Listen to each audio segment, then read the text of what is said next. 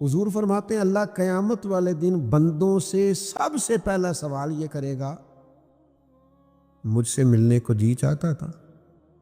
بھائی مجھ سے ملنے کو جی چاہتا تھا تو عرض کریں گے مالک چاہتا تھا، تو رب فرمائے گا میں بھی تمہاری ملاقات کو پسند کرتا ہوں۔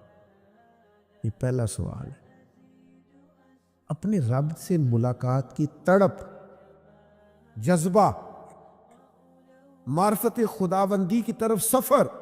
امام غزالی فرماتے ہیں معرفت نفس کے فوراً بعد معرفت خداوندی، یعنی تیرے عشق کی انتہا چاہتا ہوں، میری سادگی دیکھ کیا چاہتا ہوں، میرا ذرا سا تو دل ہے مگر شوخ اتنا، میں وہی لن ترانی سنا چاہتا ہوں۔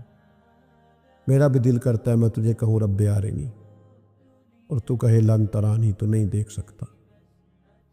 میرا ذرا سا تو دل ہے مگر شوخ اتنا، میں بھی وہی لن ترانی۔ پھر خود ہی کہنے لگے بھری بزم میں راز کی بات کہہ دی، بڑا بے ادب ہوں سزا چاہتا ہوں۔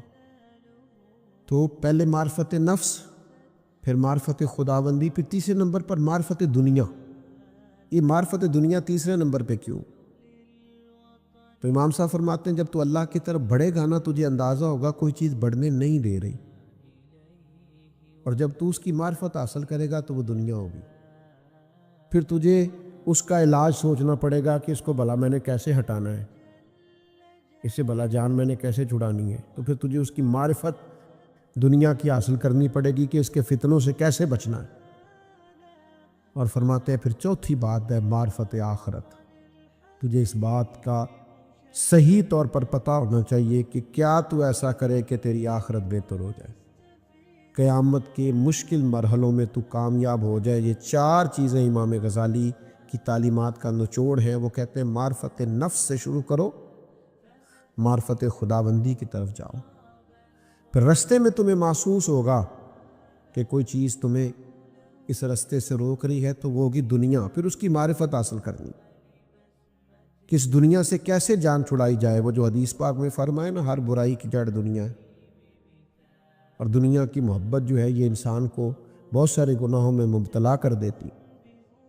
تو فرمایا معرفت دنیا حاصل کرو، پھر تمہیں اس سے جان چھڑانے کا طریقہ سمجھ میں آئے گا، اور پھر معرفت خداوندی کے بعد اور معرفت نفس کے بعد پھر تم اس طرف جانا کہ مجھے اپنی آخرت کے بارے میں فکر مند ہونا چاہیے کہ میں کس طرح قیامت کے امتحان میں کامیاب ہو سکتا ہوں۔ یہ امام غزالی رحمۃ اللہ علیہ کا کچھ فلسفہ حیات ہے، اس کو سمجھو۔ عقیدہ آخرت، اللہ کی بارگاہ میں کھڑا ہونے کا تصور، یہ انسان کو سوار دیتا ہے۔ یہ ایک ایسا مراقبہ ہے جو تزکیہ نفس کر دیتا ہے، انسان کا باطن سنور جاتا ہے، اخلاقیات میں تبدیلی آتی ہے۔ پھر کوئی کیمرہ بھی نہ لگا ہو نا، کوئی بھی نہ دیکھ رہا ہو، تو بندہ پھر بھی نیک ہو جاتا ہے، کیونکہ اس کا خیال ہوتا ہے میرا رب مجھے دیکھ رہا ہے، صبح قیامت میں اپنے رب کی بارگاہ میں کھڑا کیا جاؤں۔ تو عقیدہ آخرت کی مضبوطی، اس تصور کا مضبوط ہونا امت مسلمہ کے لیے نہایت ہی ضروری ہے۔ آپ دیکھیے قرآن مجید فرقان حمید ہماری توجہ دلاتا ہے، اور سورۃ القیامہ کے اندر اللہ کریم نے ارشاد فرمایا ایحسب الانسان، کیا آدمی اس گھمنڈ میں ہے، کیا انسان کا یہ خیال ہے ان یترک سدی، کہ اسے آزاد چھوڑ دیا جائے گا، اس سے پوچھا نہیں جائے گا؟ کیا انسان یہ سمجھتا ہے اس سے کوئی سوال؟ ایحسب الانسان، کیا انسان اس گمان میں ہے، اس گھمنڈ میں ہے ان یترک سدی، کہ اسے آزاد چھوڑ دیا جائے گا، کوئی پوچھنے والا نہیں ہوگا؟ اسے آزاد نہیں چھوڑا جائے گا، اس پر پابندیاں ہیں، اس پر کچھ قیود ہیں، اسے کچھ حدود بتائی گئی ہے، اسے ایک دائرہ کار دیا گیا ہے، اسے بتایا گیا ہے کہ یہ حلال ہے، یہ حرام ہے، یہ تیرے لیے جائز ہے، یہ تیرے لیے جائز نہیں ہے۔ اس چیز کی حد تک تو آگے بڑھ سکتا ہے، یہاں سے اس لائن کو تو کراس نہیں کر سکتا۔ اس پر پابندیاں ہیں، ان پابندیوں کے بیچ رہ کے وہ زندگی گزارے گا۔ اور یہ بھی یاد رکھے، یہ آیت ایک دوسرا معنی یہ دیتی ہے کہ یہ مت سمجھے کہ صبح قیامت اسے چھوڑ دیا جائے گا، اس سے پوچھا جائے گا، اس سے سوال کیا جائے گا۔ اللہ کی بارگاہ میں جب یہ کھڑا ہوگا تو اسے اپنے اعمال کا حساب دینا ہو، لازمی طور پر ایک عدالت صبح قیامت لگے گی جس عدالت میں مجرم پیش ہوں گے، انہیں اپنے جرموں کا حساب دینا ہے، ظالموں کو کھڑا کیا جائے گا، ان سے ان کے ظلم کے بارے میں باز پرس ہو۔ تو لازمی طور پر عقیدہ آخرت کی مضبوطی انسان کو مضبوط کرتی، اس کے اعمال پر پیرے بیٹھ جاتے ہیں، وہ پھونک پھونک کر قدم رکھتا ہے، سوچ کر جملے بولتا ہے، وہ کوئی بھی معاملہ کرتا ہے تو اس میں اس کا خیال ہوتا ہے کہ میں نے دنیا سے چلے جانا ہے، میرے پاس پتہ نہیں کتنا وقت بچا، لہٰذا مجھے آخرت میں پیش ہونا ہے اپنے معاملات کی آسانی کے لیے، وہاں کی آسانی کے لیے میں یہاں تھوڑا سوچ سمجھ کے چلوں۔ رب فرماتا ہے تجھے ایسے ہی آزاد نہیں چھوڑا جائے گا، آزاد پنچھیوں جیسی زندگی نہ گزار، صبح قیامت کے معاملات کو پیش نظر رکھ، اس پر غور کر۔ یہ تصور گھر کے باہر بھی پورا مضبوط ہونا چاہیے اور گھر کے اندر بھی پورا مضبوط ہونا چاہیے۔ انسان اپنے مالک سے ڈرے اور قیامت کے دن اس کی بارگاہ میں حاضری کا یقین رکھے، اور وہ یاد رکھے کہ یہاں جو کچھ وہ دیکھے نا، بچوں کو استاد پڑھاتا ہے، محنت کراتا ہے، اگر بچے نہیں پڑھتے تو ڈانٹتا بھی ہے، سمجھاتا بھی ہے، قائل بھی کرتا ہے، اور جب وہ آخری بات کرتا ہے تو پھر وہ پتہ کیا کہتا ہے، چلو ٹھیک ہے اگر نہ پڑھو گے تو امتحان تو آنا ہی ہے نا، رزلٹ تو آنا ہے، پیپر میں بیٹھو گے نہیں آئے گا، فیل ہو جاؤ گے۔ یہ لاسٹ پر یہ بات ضرور ہوتی ہے، اور یہ امتحان دینے کا تصور اور امتحانی سینٹر میں جانے کا خیال طالب علم کو مجبور کرتا ہے کہ میں اسباق تیار کروں، میں بار بار اس پر غور کروں، میں کتاب کو سمجھوں، میں اس کو حل کروں چیزوں کو، تاکہ جب میں مرکز میں جاؤں پرچہ دینے کے لیے امتحانی سینٹر میں تو پھر مجھے پریشانی کوئی نہ ہو۔ بس سمجھانے کے لیے بات عرض ہے کہ یہاں لوگوں کو بتایا جاتا ہے، قائل کیا جاتا ہے یہ حلال ہے، یہ حرام ہے، یہ تیرے لیے ٹھیک نہیں ہے، یہ تیری حدود ہیں، یہ تیرے قیود ہیں، یہ تیرا دائرہ کار ہے۔ لیکن اگر پھر بھی کوئی بندہ باز نہ آئے، پھر بھی کوئی شخص باز نہ آئے، تو پھر اس کو کہا جائے گا صبح قیامت اللہ خود حساب لے لے گا، پھر تجھے مالک اپنے سامنے کھڑا کرے گا، ثم لَتُسْأَلُنَّ يَوْمَئِذٍ عَنِ النَّعِيمِ، پھر وہ تجھ سے ایک ایک نعمت کے بارے میں سوال کر لے گا، پھر تجھے جواب دینا ہوگا۔ تو اس تصور کو اپنی زندگی میں لاگو کریں کہ ہم نے مرنا ہے، اللہ کی بارگاہ میں جان، اس تصور کو پوری طور پر طاری کریں اپنے ذہنوں میں۔ یہ جو رسمی سی بات ہے نا، پتہ نہیں کب چلے جانا ہے، جو جانے والے ہوتے ہیں ان کی کوئی تیاری بھی ہوتی ہے، جن کو پتہ ہوتا ہے نا وہ رمضان المبارک میں نا کئی دفعہ ایسا ہوتا ہے کہ ٹکٹیں نہیں مل رہی ہوتی اور عمرے کے ویزے لگ چکے ہوتے ہیں، تو ایجنٹ کہہ دیتے ہیں جانے والوں کو کہ تیاری رکھنا، کسی وقت بھی میرا فون آ جائے گا۔ تو لوگوں نے بیگ باندھ لیے ہوتے ہیں، سامان تیار کر لیا ہوتا ہے، سارے انتظامات کر کے رکھے، کیوں کہ پتہ نہیں کس وقت بلاوا آ جائے گا۔ تو روز کہتا ہے پتہ نہیں اللہ کی جانب سے کس وقت بلاوا آ جائے گا۔ پھر اپنی تیاری بھی تو یار کچھ بتانا، میں بھی بتاؤں آپ بھی بتائیں، پھر ہم اپنے آپ سے یہ بھی تو سوال کریں نا کہ جہاں اچانک جانا پڑے اس کے لیے تیاری ہوتی ہے، ہماری تیاری کیا ہے اگر اچانک جانے پڑے اس کی بارگاہ میں؟ کیا تیاری؟ روز دیکھ رہے ہیں نا، کچھ لوگ روڈ پہ چڑھے تھے پہنچ نہیں سکے، ہاسپٹل گئے تھے پہنچ نہیں سکے، کچھ لوگ کسی فیلڈ میں کام کر رہے تھے، ڈگری نہیں مل سکی، جا ہی نہیں سکے، وقت آ گیا۔ تو اگر وہ ٹائم آ جاتا ہے اس کی بارگاہ میں حاضر ہونا پڑ جاتا ہے۔ تیاری کیا ہے؟ نبی پاک علیہ الصلوۃ والسلام گھر کے اندر اپنے گھر والوں کی تربیت کے لیے اور تعلیم امت کے لیے ایک دعا مانگتے تھے۔ حضرت عائشہ صدیقہ کہتی ہیں حضور دعا مانگتے تھے، مشکات میں موجود ہے۔ کیا دعا تھی؟ اللہم حاسبنی حسابا یسیرا، اے اللہ ذرا حساب آسان کر کے لینا۔ یہ حضور تعلیم امت کے لیے دعا مانگتا، اللہ حساب ذرا آسان کر کے لیجیے، مالک کرم فرمانا۔ تو حضرت عائشہ صدیقہ رضی اللہ تعالیٰ عنہ ارشاد فرماتی ہے، میں نے عرض کیا یا رسول اللہ صلی اللہ تعالیٰ علیہ وسلم یہ آسان حساب کا کیا مطلب ہے؟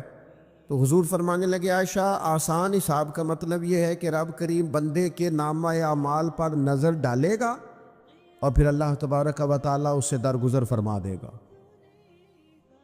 یہ آسان حساب ہے، پتہ مالک کو ہے اس نے کیا کیا ہے، پر کریم ہے نا، عدل کرے تے تھر تھر کمبن، اچیاں شاناں والے تے جے فضل کرے تے پھر بخشے جامن میرے جے منہ کالے، نظر کرے گا پھر معاف فرما دے گا۔ اور حضور فرماتے عائشہ یاد رکھو جس سے اس نے حساب لیا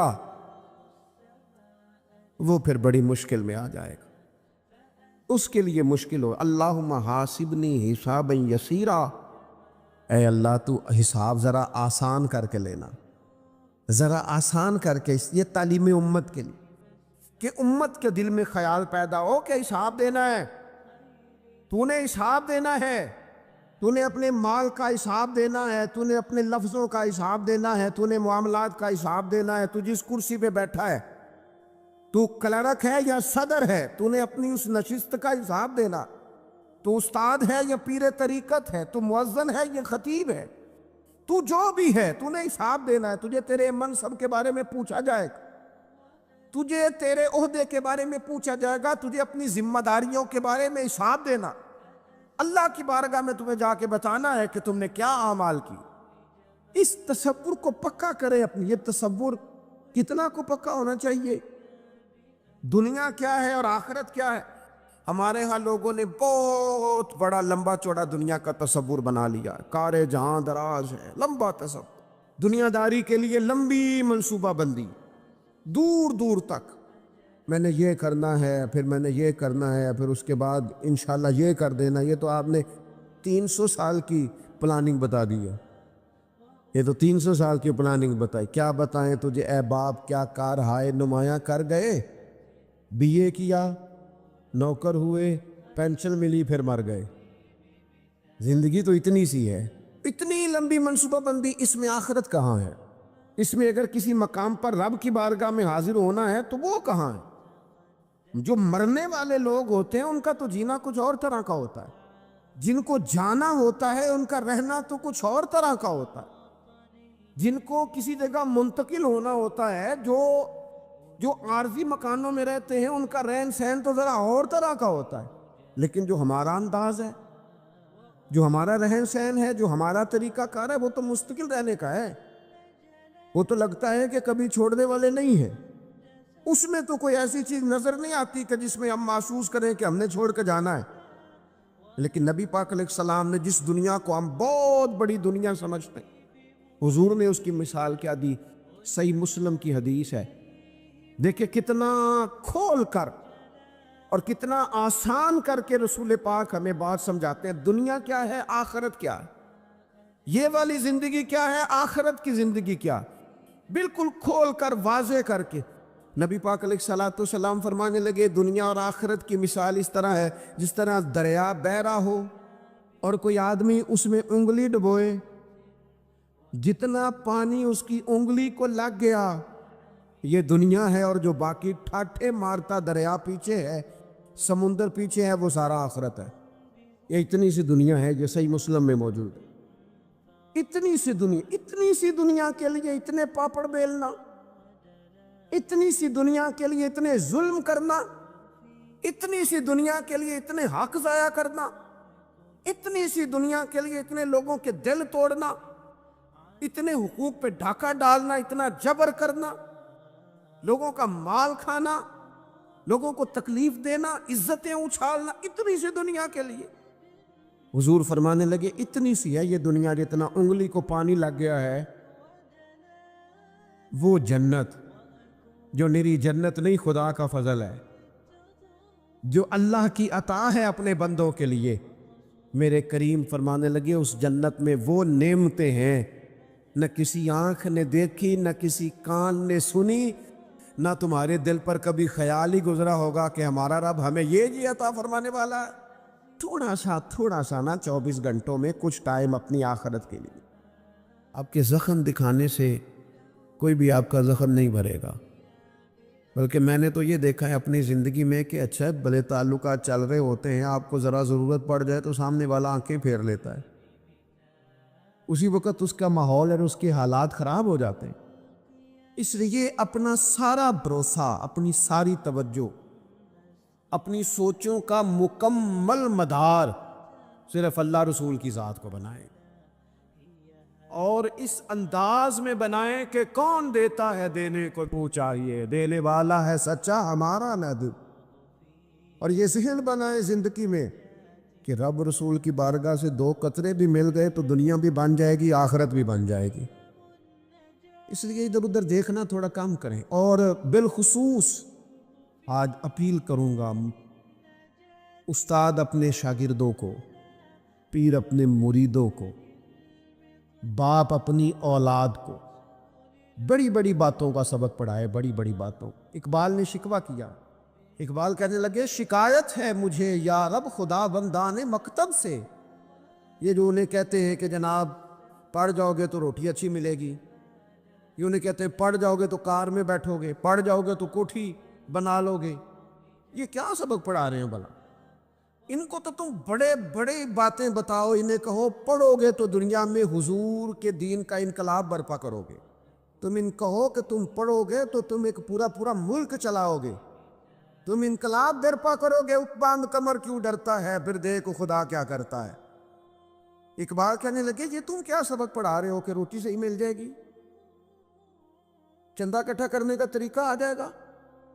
کہنے لگے شکایت ہے مجھے یا رب خدا بندان مکتب سے، سبق شاہی ہے اور بچوں کو دے رہے ہیں خاک بازی کا۔ اڑنے والی تعلیم تھی اور یہ انہیں ریگنے کا سبق پڑھا رہے ہیں۔ تگڑی تگڑی باتیں بچوں کو سکھاؤ، تگڑی تگڑی۔ یہ پھر سارے نہ ڈھونڈتے پھریں کہ وہ فلانا جو ہے نا چاچا امیر ہے تو ماموں امیر ہے تو فلانی خالہ باہر ہے تو فلانا ذرا مہربانی، کوئی بھی نہیں مہربانی کرتا۔ مہربانی جب بھی کرتا ہے یا خدا کرتا ہے یا مدینے والے محمد و مصطفیٰ کرتا ہے۔ اپنی توجہات کبھی بچوں کو دیکھیں، حضرت لقمان اپنے بیٹے کو کیا کہتے ہیں؟ کہتے ہیں یا بنی اقم الصلاۃ وامر بالمعروف وانہا عن المنکر۔ حضرت لقمان اپنے بیٹے کو سمجھاتے ہیں، کہتے ہیں اے بیٹا نماز قائم کرنا، لوگوں کو بھلائی کا حکم دینا، برائی سے منع کرنا، وَاصْبِرْ عَلَىٰ مَا أَصَابَكَ، اور جب مصیبت پہنچے تو صبر کرنا، ادھر ادھر رونا دھونا نہ کرنا، نماز پڑھنا، بھلائی کا حکم دینا، برائی سے منع کرنا، اور اگر کوئی مصیبت پہنچے تو اس پر صبر کرنا۔ کتنے کام ہو گئے؟ 4۔ ایک نماز پڑھنی ہے، ایک بھلائی کا حکم دینا ہے لوگوں کو، ایک برائی سے، اور اگر کوئی مشکل آئے تو کیا کرنا ہے؟ ان ذالک من عزم الامور۔ فرمایا بیٹا یہ بڑی ہمت والے کام ہیں، ہمت والے کام کرنا، ہمت والے، طاقتیں اپنی قائم رکھنا، کمزور نہ پڑنا، لوگ تمہارے آنسو نہ دیکھیں، کوئی تمہیں تڑپتا نہ دیکھے۔ چھوٹا چھوٹا زخم لے کر لوگ سگنل پہ کھڑے، چھوٹی چھوٹی مجبوریاں لے کر لوگ مانگنے کے لیے دروازوں پر کھڑے ہیں۔ امت مسلمہ کا یہ مزاج نہیں، یہ وقار نہیں، یہ انداز نہیں، ہم تو بانٹنے والے لوگ ہیں۔ چلے مشکل آ جاتی ہے، زندگی میں ضروریات پڑ جاتی ہیں، قرضہ صحابہ بھی لے لیا کرتے تھے، لیکن یہ جو لہجے آج ہم نے اختیار کر لیے، کمزور ہو جانا، کچا پڑ جانا، غریبی کا رونا، یہ انداز اہل ایمان کا، بچوں کو طاقتور ہونا چاہیے۔ میرے نبی کریم صلی اللہ تعالیٰ علیہ وآلہ وسلم نے نا ارشاد فرمایا، ایسا نہیں ہے کہ کوئی بندہ کمزور ہے تو وہ ناپسندیدہ ہے، یہ نہیں فرمایا کہ جو بزدل ہے تو وہ بڑا کوئی کٹا ہوا آدمی ہے، لیکن حضور فرماتے ہیں، صحیح مسلم میں حدیث موجود ہے، حضور فرمانے لگے طاقتور مسلمان نا اللہ کی نظر میں بزدل مسلمان سے زیادہ پیارا ہے۔ طاقتور ہے نا، اس کی شان زیادہ ہے، یہ جو با ہمت ہے، با حوصلہ ہے، جس کے اعصاب مضبوط ہے، یہ رب کریم کی بارگاہ میں باوقار ہے، اللہ کے حضور اس کی قدر ہے۔ اور حضور علیہ الصلوۃ والسلام صحابہ کو دعائیں سکھایا کرتے تھے، اور تعلیم امت کے لیے خود بھی حضور وہ دعا فرمایا کرتے تھے، کہتے تھے اے اللہ بزدلی سے بچا، کنجوسی سے بچا، اے اللہ اس بڑھاپے سے بچا جو انسان کو بڑا پریشان کر دے۔ حضور دعائیں مانگا کرتے تھے۔ دیکھیں بیمار انسان ہو جاتا ہے، اگر وہ سوچے نا رب کی طرف سے ہے تو پھر بیماری کا لوگ بڑا مزہ لیتے ہیں، کیونکہ جب بندہ بیمار ہوتا ہے تو نفسانی خواہشات ساری ختم ہو جاتی ہیں۔ اور میں اکثر دوستوں سے کہتا ہوں کہ بعض چیزیں ایسی ہیں جو وجد میں لے آتی ہیں بندے کو، اگر وہ غور کرے تو۔ آپ یہ حدیث پاک سنیں، حضور علیہ السلام نے فرمایا بیمار کے ساتھ ضد نہ کرو کہ ضرور کھا ضد نہ کرو، اس لیے کہ اللہ اسے کھلا بھی دیتا ہے پلا بھی دیتا ہے۔ اب جب کسی کو پتہ چلے کہ میں بیمار ہوں تو رب مجھے کھلا پلا رہا ہے تو مجھے بتائیے بیماری کتنی پیاری لگے گی، بیماری میں کتنا سرور آئے گا۔ پھر تو انسان ہمیشہ چاہے گا کہ مجھے وہ چیزیں ملیں جو مجھے اللہ تبارک و تعالیٰ کی بارگاہ کے قریب کر دیں۔ دوسری بات یہ ہے کہ میدان میں جب انسان اترتا ہے نا تو اسے ایک بات اپنے ذہن میں رکھنی چاہیے کہ جیت اور ہار یہ اللہ تعالیٰ کے دست قدرت میں ہے، لیکن جب وہ لڑے تو جیتنے کے لیے لڑے۔ ہمارے ہاں نا بہت سارے لوگ لڑنے سے پہلے ہی ہارے ہوئے ہوتے ہیں، میدان میں نکلنے سے پہلے ہی وہ کمزور باتیں کر رہے ہوتے ہیں، ابھی سفر شروع نہیں ہوتا وہ کہہ دیتے ہیں نہیں جناب آپ کی بات تو ٹھیک ہے پر کیسے ہوگا، کیوں کر ہوگا، لوگ تو آج کل چلتے ہی نہیں، بڑے مسئلے خراب ہیں۔ اور پھر کچھ لوگ ایسے ہیں جن کی باتیں سن کر بندے بیک ٹیر لگا لیتے ہیں، اور میں نے دیکھا باتیں کرنے والے وہی رہتے ہیں اور کام کرنے والے کہاں سے کہاں چلے جاتے ہیں۔ یہ یقینی نہیں کہ جیتیں گے، لیکن جب میدان میں اترے نا تو پھر ہمیشہ جیتنے کے لیے اترے۔ کوشش کریں کہ میں نے اس انداز میں نکلنا ہے کہ میں نے نہ جیتنا ہے۔ حضرت مولا علی شیر خدا کرم اللہ تعالیٰ وجہ الکریم سے کسی بندے نے پوچھا حضور آپ ہر میدان میں کامیاب کیوں رہتے ہیں؟ فرمانے لگے جیت ہار تو رب کریم کے دست قدرت میں ہے، لیکن جب میں اترتا ہوں نا میدان میں تو میں دشمن دیکھ کے پہلے ہی فیصلہ کر لیتا ہوں کہ میں نے اس کے پیٹ میں خنجر مارنا ہے کہ گلے پہ، میں جیتنے کے لیے میدان میں اترتا ہوں۔ تو آپ دیکھ لینا دیواریں ہلتی رہتی ہیں اور در کانپ جاتا ہے، علی کا نام سن کر اب بھی خیبر کانپ جاتا ہے۔ کیوں کہ کہتے ہیں میں ذہن بنا لیتا ہوں کہ میں اسے کاٹ کے لاؤں گا، میں ڈرتا اور سہمتا ہوا میدان میں نہیں اترتا۔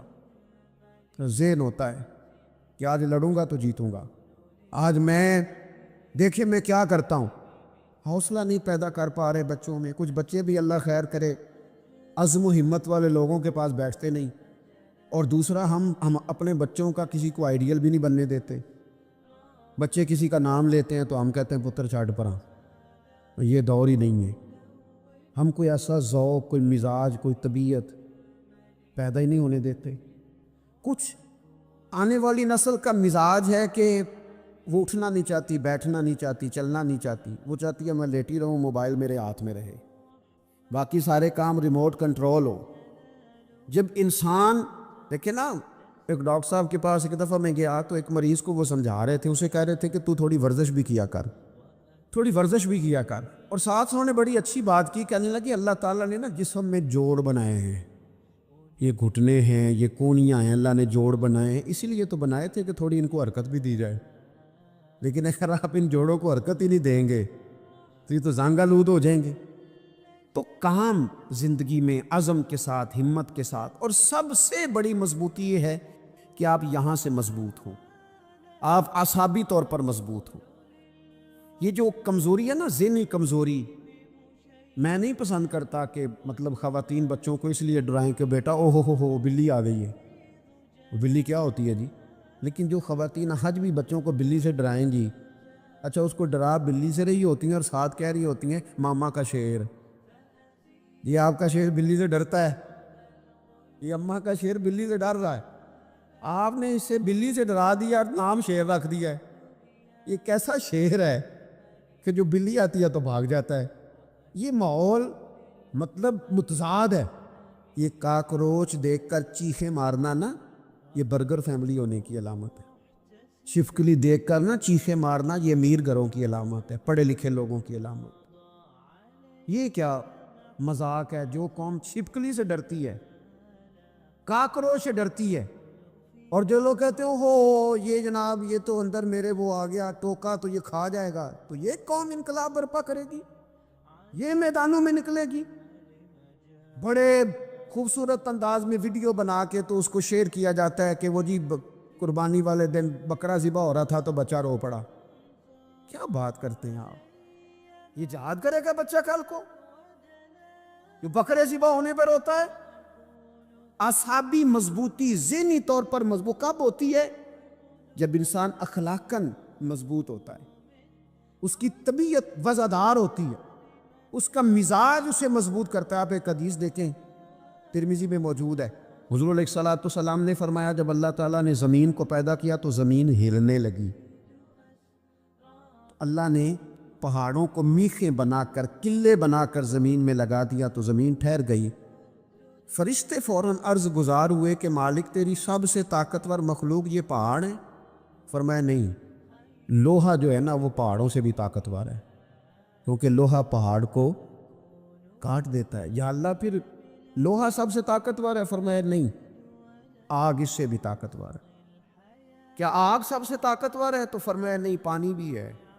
کیا پانی طاقتور ہے؟ فرمایا ہوا بھی ہے، جو پانی کا رخ پھیر دیتی ہے۔ مسلمانوں، خدا را اس سے بڑا ذوق نہیں ملے گا۔ میں طاقتور ہونے کا طریقہ بتا رہا ہوں۔ ہمارے ہاں لوگ سمجھتے ہیں کہ میں بولتا زیادہ ہوں اس لیے میں طاقتور ہوں، میرے پاس اسلحہ زیادہ اس لیے میں یہ دیکھو حضور نے بتایا طاقتور کون ہوتا ہے۔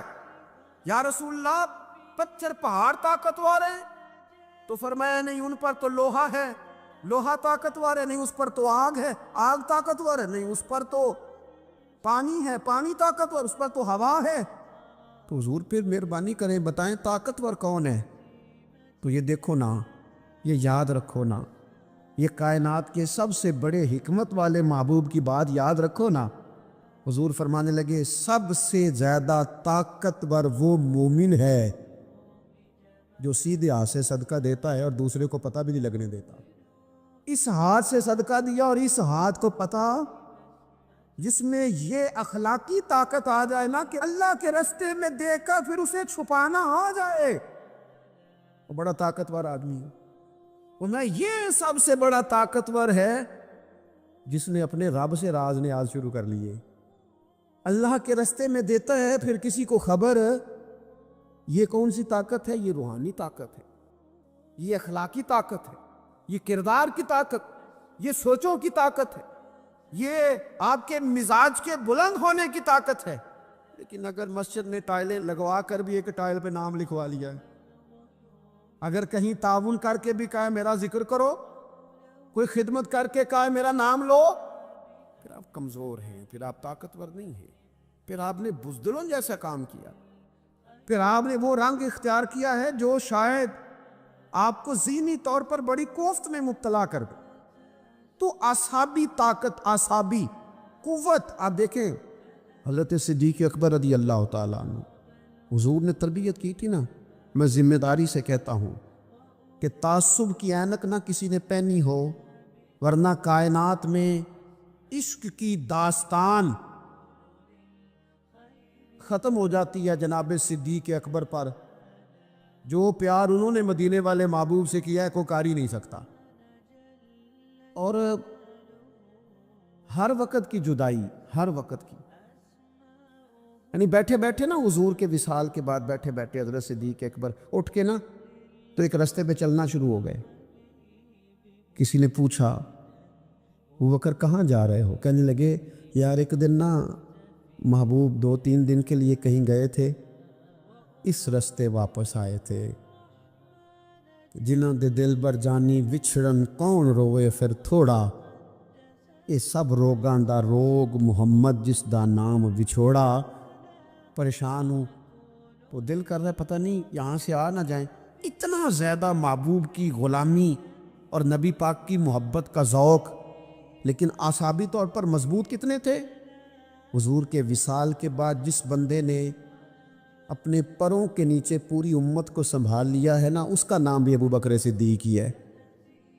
ایسے ایسے سنبھال لیا، سب سنبھال، دکھ سب سے زیادہ لیکن سنبھالا۔ کوئی زکوٰۃ کا منکر پیدا ہو رہا ہے، کوئی ختم نبوت پہ حملہ کر رہا ہے، کوئی کچھ ہو رہا ہے، کوئی کچھ ہو رہا ہے، ابو بکر صدیق نے فرمایا سارے لشکر روانہ کرو، جہاں جہاں حضور نے فرمایا تھا جہاد کرو۔ فرمایا جو ایک رسی بھی زکوٰۃ کی نہیں دے گا وصول کریں گے۔ لوگوں نے کہا حضور حالات بڑے اور طرح کے ہیں، کیسے کام چلے گا؟ حضرت عمر جیسے دلیر بندے بھی کہنے لگے جناب یہ نظام کیسے چلے گا؟ تو ابو بکر صدیق فرمانے لگے عمر تجھے تیری ماں روئے، تو بڑے مضبوط مزاج کا تھا، یہ مجھے کیا پیغام دے رہا ہے؟ فرمایا عمر یاد رکھ اگر میں مدینہ منورہ میں اکیلا بھی رہ گیا اور جنگل کے درندے میرا آ کے گوشت بھی نوچ کے لے گئے تو پھر بھی میں ان اصولوں پر کھڑا رہوں گا جن اصولوں پر مدینے والے رسول نے مجھے کھڑا کیا ہے. ذرا گنجائش نہیں. ہم یہاں سے مضبوط لوگ ہیں, یہاں سے ذہنی بلندی, ذہنی پختگی, یہ حسن ہے زندگی کا. یہ کیا بات ہوئی؟ پرسوں فیصلہ کوئی اور تھا, سویرے پروگرام کوئی اور بن گیا. کل فلانے کا مرید تھا, آج مجھے فیض نہیں ملا, ادھر جا رہا ہوں. پرسوں فلانے کو استاد بنا بیٹھا تھا, آج میرا پروگرام بدل گیا ہے. کل میری سوچیں اور تھیں, آج میری سوچیں اور ہیں. جو قوم ساری زندگی تعین ہی نہ کرے وہ کام کیسے کرے گی؟ جو رستے کا آغاز ہی نہ کرے وہ منزل پر کیسے پہنچے گی؟ تو کمزور باتوں سے نکلے, بزدلانہ سوچوں سے باہر آئیں, طے کریں زندگی میں یہ کچھ ہم نے کرنا ہے. میں نے کہا ہے نکلیں میدان میں جیتنے کے لیے, پھر رب کی مرضی ہے, پھر اللہ کی مرضی ہے. ساری زندگی صحابہ پر قرض رہا, قرضے بھی رہے, خدمتیں بھی ہوتی رہیں, جہاد بھی ہوتے رہے, ڈیوٹیاں بھی ہوتی رہیں, سارے کام ہی ہوتے رہے. ہمارا یہ مزاج ہے, ایک دکھ آ گیا ہے ساری خوشیاں ہی گئیں, بس سارا کچھ ختم کر بیٹھتے ہیں. تو تھوڑی سی نا مضبوط دیکھیں. اچھا یہ حضرت ابو بکر کا حال ہے, تو جناب عمر کی کیفیت کیا ہے؟